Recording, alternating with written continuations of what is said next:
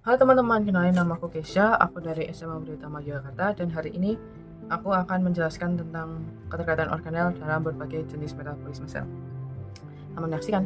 Nah, pertama-tama kita akan mulai dari sintesis protein. Nah, dalam sintesis protein ini diawali dari nukleus atau inti sel. Nah, di sini kalau misalnya di sel hewan itu nukleus di sini. Nah, di dalam nukleus itu ada suatu proses bernama transkripsi, di mana DNA itu akan diubah menjadi mRNA atau messenger RNA. Nah, mRNA ini kemudian akan dibawa menuju ribosom. Nah, di dalam ribosom ini akan terjadi suatu proses bernama translasi yang akan mengubah mRNA tersebut menjadi suatu ikatan polipeptida.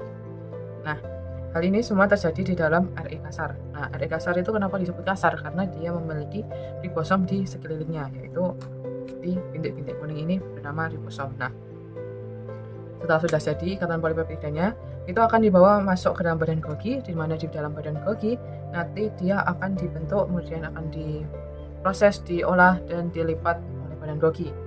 Setelah sudah menjadi protein yang matang, kemudian dia akan dibungkus dalam bentuk vesikel. Nah, kemudian setelah sudah menjadi suatu vesikel seperti ini, dia akan berjalan menuju targetnya. Misalnya targetnya adalah membran sel, jadi dia akan berjalan menuju membran sel.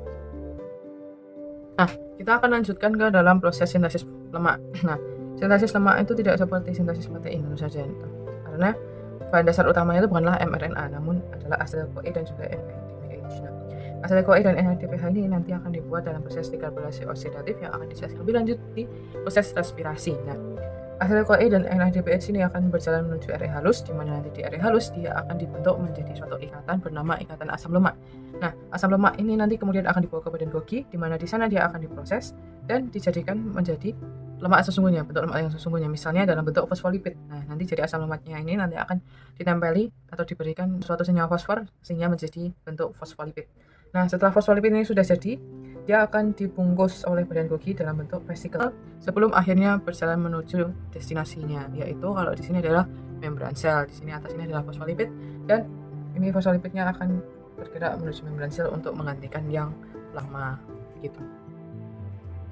Oke, sekarang kita akan lanjutkan ke sel tumbuhan, di mana di sel tumbuhan ini terdapat suatu proses yang sangat terkenal, yaitu proses fotosintesis. Nah, proses ini terbagi dalam dua bagian, yaitu siklus terang dan juga siklus gelap, di mana di siklus terang itu akan terjadi di bagian grana, dan juga yang siklus gelap akan terjadi di bagian stroma. Nah, organel yang aku pegang saat ini bernama kloroplas. Nah, di dalam grana itu ada yang bernama klorofil. Nah, klorofil ini nanti akan bertugas untuk menyerap sinar matahari, misalkan ini sedang menyerap sinar matahari, dan menggunakan energi tersebut atau foton itu untuk memecah air atau H2O menjadi oksigen dan juga elektron. Nah, ketika dia masuk melalui ATP sintase, dia akan memutar baling-baling yang ada di dalamnya dan memasangkan fosfat ke dalam adenosine diphosphate dan akhirnya membuat senyawa baru bernama adenosine triphosphate atau yang sering kita sebut sebagai ATP. Nah, ATP ini kemudian akan bergerak dari grana menuju ke stroma. Nah, ketika ini sudah bergerak ke sana, di dalam daun itu ada suatu organ atau suatu bagian dari daun yang bernama stomata. Nah, di stomata inilah karbon dioksida itu bisa masuk dari udara luar. Nah, ketika karbon dioksida ini bereaksi dengan ATP dan juga NADPH hasil respirasi, dia akan membentuk suatu senyawa baru bernama glukosa atau C6H12O6. Nah, glukosa ini kemudian akan dibawa menuju badan Golgi, di mana dia nanti akan dibentuk dalam bentuk vesikel sebelum akhirnya dibawa ke mitokondria untuk kemudian diproses lebih lanjut dalam proses respirasi dan akan membuat ATP lagi.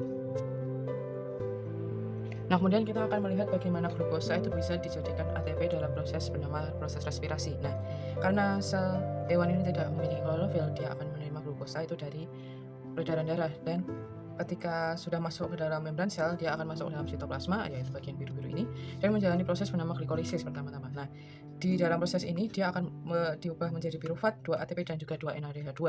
Pirufat ini nanti kemudian akan berjalan menuju krista, di mana dia akan mengalami proses bernama dekarbonilasi oksidatif yang mengubahnya menjadi asetil-CoA, NADH2 dan juga karbon dioksida.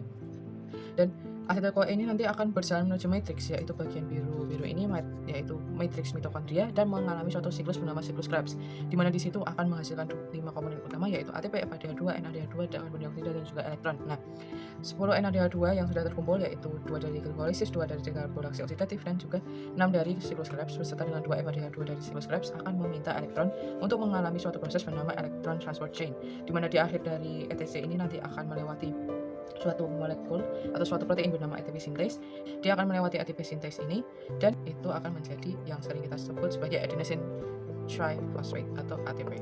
Begitulah bagaimana cara glukosa bisa menjadi ATP dalam proses respirasi. Nah, kalau misalnya si sel ini nggak sengaja bikin yang rusak, organel yang rusak atau organel yang cacat, atau dia habis proses fagositosis atau habis menelan bakteri. Fagositosis adalah proses menelan bakteri si sel. Nah, itu gimana cara mencernanya? Nah, di dalam sel itu ada organ pencernaan namanya lisosom. Nah, lisosom ini akan menghasilkan yang enzim bernama lisosim, di mana nanti ketika dia sudah makan organel yang rusak atau patogen yang sudah dimakannya, nah itu nanti akan didegradasikan atau dicerna menggunakan lisosim dan hidrolase itu nanti akan dipecah menjadi bahan-bahan sederhana. Kalau ikatan polipeptida nanti akan masuk ke RNA kasar dan kalau misalnya asam lemak nanti akan masuk ke RNA halus untuk dilengkapi sebelum akhirnya masuk ke badan Golgi, di mana di badan Golgi nanti dia akan dilipat dan disempurnakan lagi dan juga akan disortir. Nah, setelah disortir dan sudah menjadi produk utuh misalnya, dia akan menjadi vesicle, dia akan dibungkus dalam vesicle sebelum akhirnya dia akan ditujukan ke organel yang membutuhkan. Nah, kalau misalnya bagian lain gimana? Misalnya ada glukosa gitu dari dari organelnya itu ada glukosa.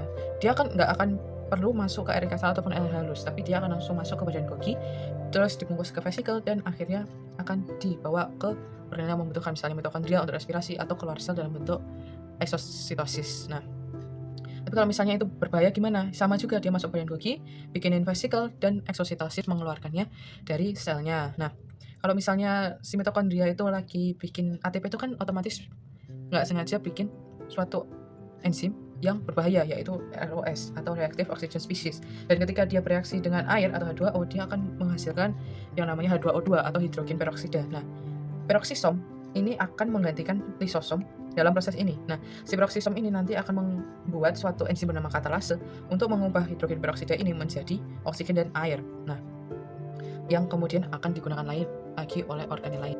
Oke, sekarang kita masuk ke salah satu bagian yang paling penting dalam kehidupan sel, yaitu bagian reproduksi. Nah, reproduksi sel itu pertama kali akan dimulai di nukleus atau inti sel, di mana kromosom itu nanti akan membelah diri. Misalnya 1 menjadi 2, 2 menjadi 4, dan seterusnya. Kemudian, setelah melewati beberapa rangkaian proses lain, misalnya ada anafase, telofase, dan lain sebagainya itu, kromosom ini nanti akan bergerak ke bagian ekuator, bidang ekuator, di mana nanti sentriol akan berada di masing-masing kutub.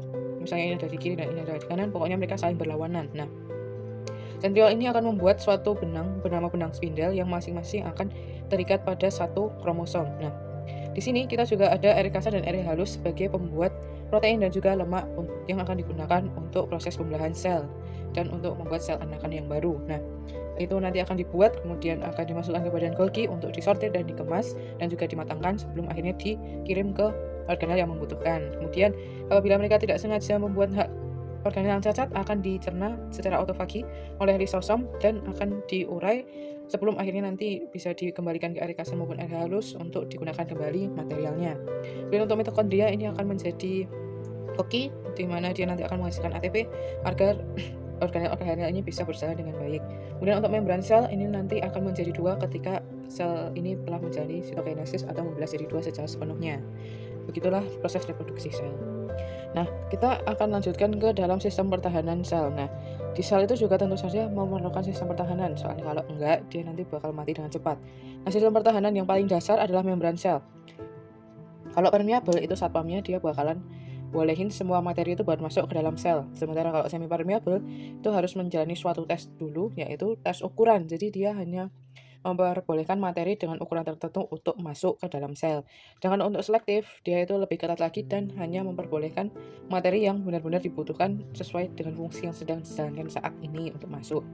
Kemudian ada lisosom dan peroksisom. Ini kedua organel ini sudah dijelaskan di bagian sebelumnya, di bagian ekskresi dan juga dalam bagian pencernaan. Dan ini ada area halus dan area kasar. Nah, mereka itu fungsinya apa? Nah, mereka itu masing-masing fungsinya adalah untuk mensintesis lemak ataupun protein yang diperlukan untuk pertahanan baik tubuh maupun sel itu sendiri, misalnya membuat histon atau membuat antibodi itu yang membuat itu area halus maupun area kasar.